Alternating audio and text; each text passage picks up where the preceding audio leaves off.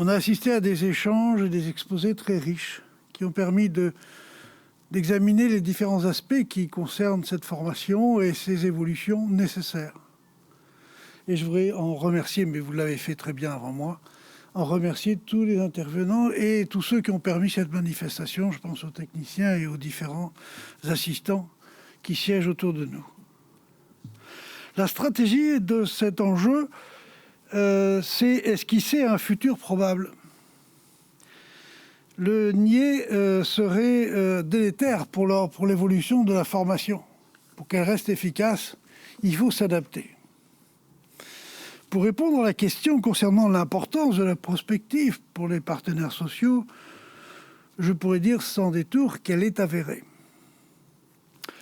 Au sein du conseil d'administration de l'INRS, où les partenaires sociaux sont à égalité, on est vraiment dans une vraie gestion paritaire et non pas du Canada Dry comme on a dans certaines institutions.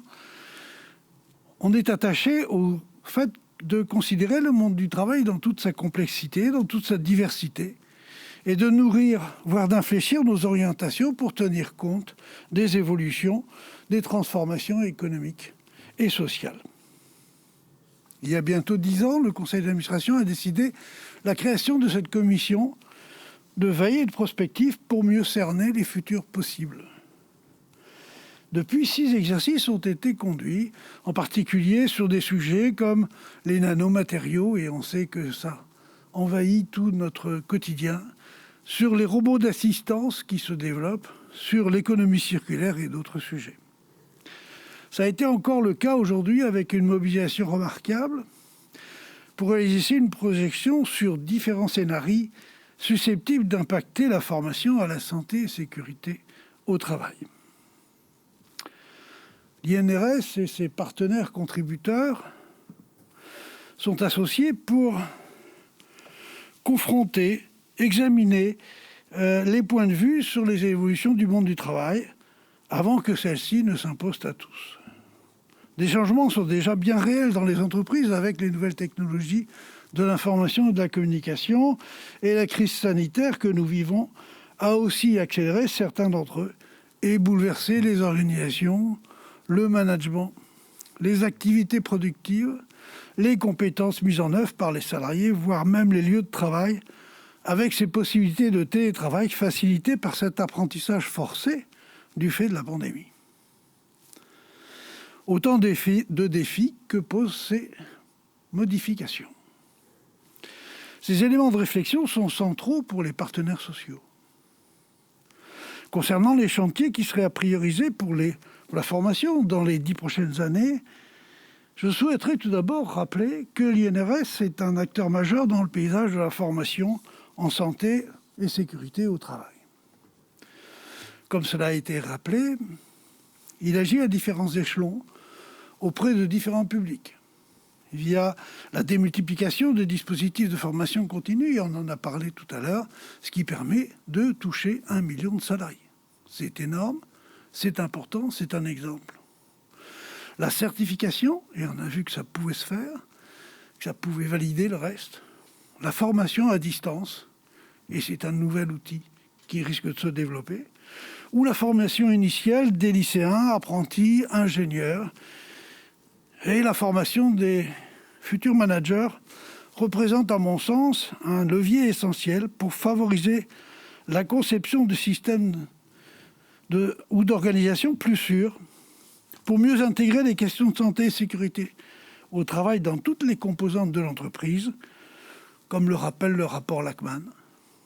Nous nous félicitons à ce sujet du récent partenariat institué avec l'Association des IAE de France, augure d'un nouveau partenariat tout à fait prometteur. Ces notions développées dans les cursus influenceront les configurations que mettront en place ces architectes des organigrammes de demain.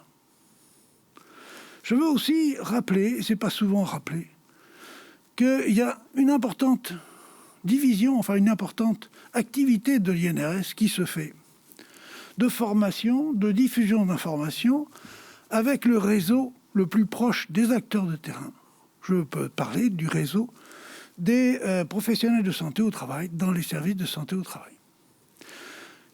les médecins du travail et les IPRP, les infirmiers, sollicitent souvent l'INRS, sont acteurs de diffusion du savoir de l'INRS, et c'est très important à rappeler. Certes, le rapport Lecoq avait prévu une coordination un peu forte, mais si ça n'a pas été appliqué, l'esprit montre que l'esprit de ce rapport est toujours valable. Il faut améliorer la coordination et le mettre en évidence à ce niveau-là, au niveau de la branche AT. Ne serait-ce que par les CEPOM à diffuser. En qualité de président du conseil d'administration, les tendances que je retiendrai, sur lesquelles il me semble que nous devons rester vigilants, concernent l'individualisation du recours à la formation professionnelle qui se généralise via la mise en place des comptes personnels de formation, et on en a largement parlé, qui a été évoqué dans la loi récente du 2 août 2021,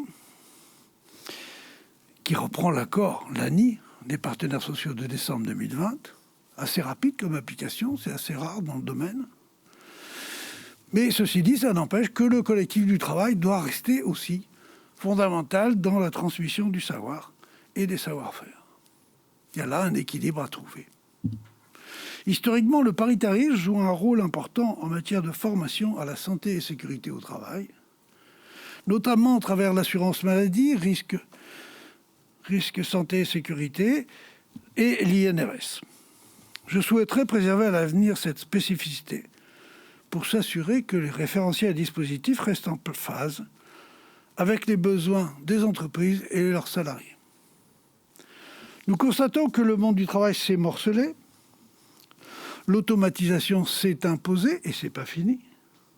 Les collectifs sont fragilisés, les travailleurs sont plus nomades, les statuts plus éphémères, les trajectoires professionnelles plus fragmentées. Ce qui pourrait multiplier les situations à risque et compliquer la prévention. Nous devons rester mobilisés sur ces aspects, mobilisés aussi dans l'accompagnement et l'adaptation de nos politiques de transmission des connaissances, de professionnalisation des acteurs clés de l'entreprise, pour le développement d'une véritable culture de prévention partagée par le plus grand nombre.